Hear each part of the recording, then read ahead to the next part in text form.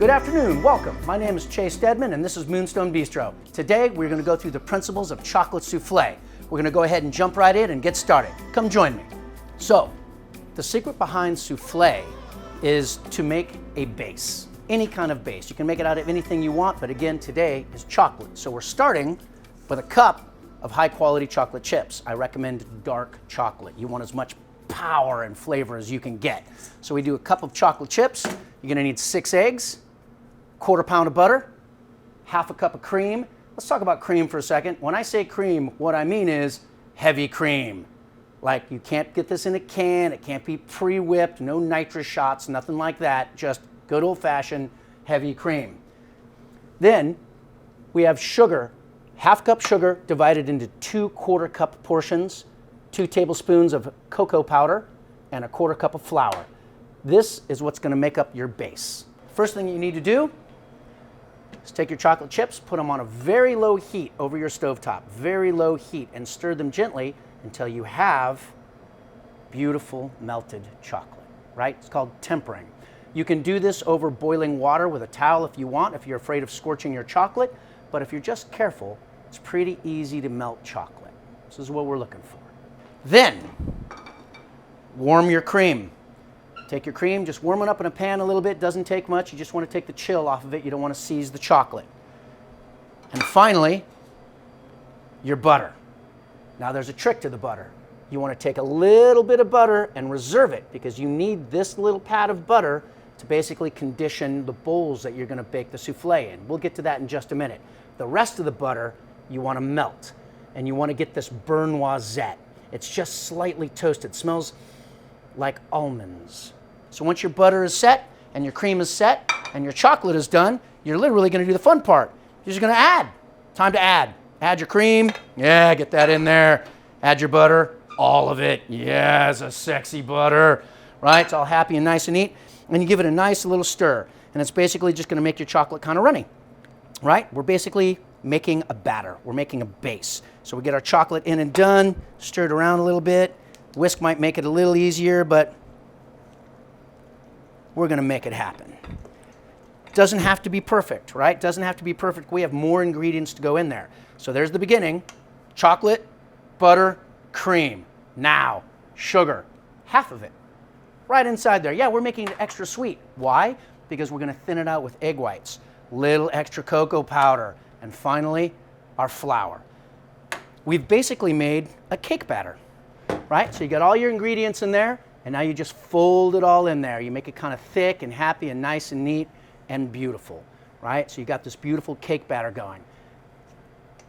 Before you get it all stirred, you should see some dry in there. You have to separate your eggs. You have 6 yolks and 6 whites. Now, yolks go in. There we go. That one didn't like it, but we got them. Stir all this up, and you're going to be left with a beautiful cake batter. This is your souffle base. Now, we need to give this lift. That's what makes it a souffle. How do we make this rise? With these. The extra sugar that you have goes right into your bowl. And now, we get this sucker whipping. And you want to whip them stiff. I'm literally going to be able to take this bowl, turn it upside down, shouldn't fall out. I'll even put it over my bald head just to prove a point. Stiff, peaked egg whites with a little bit of sugar. Technically speaking, a meringue. Ta-da! Fine. Ta-da!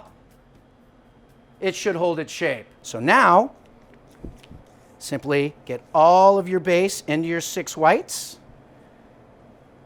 Right? We want as much of it in there as we can. And of course, the rest is for licking the bowl. This is where we're at. Now we have to make it look like one thing. Right? So this is where folding comes in. Just going to start working it around, making it look sexy and beautiful. It doesn't have to be 100% folded in.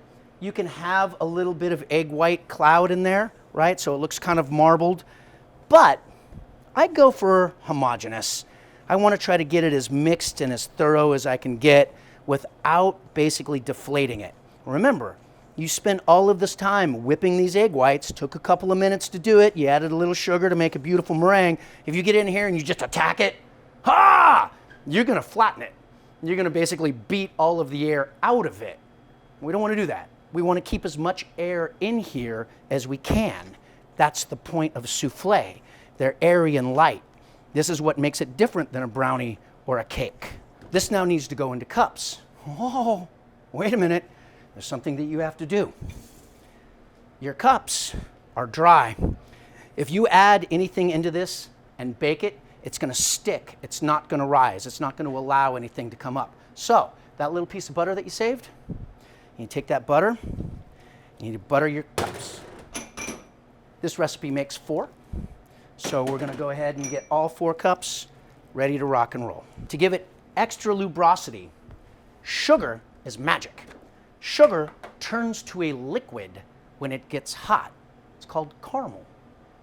Everybody knows that. And we can use that, a little food science.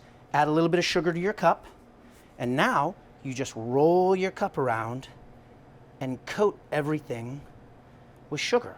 Sugar melts, creating a sweet liquid, and that allows the souffle to rise without catching and tearing. So, your batter is gonna fill about 90% of the way. Don't fill it all the way. Give it a little tap, right? It's basically what we're looking for. You want a little bit of rim showing, a little bit of lip to allow it to stovepipe up.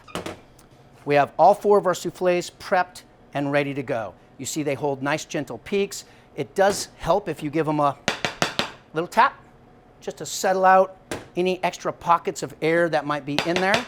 And there's our 4 soufflés. I highly recommend using a convection oven, 375 to 400 degrees for about 10 to 12 minutes. Start with 10.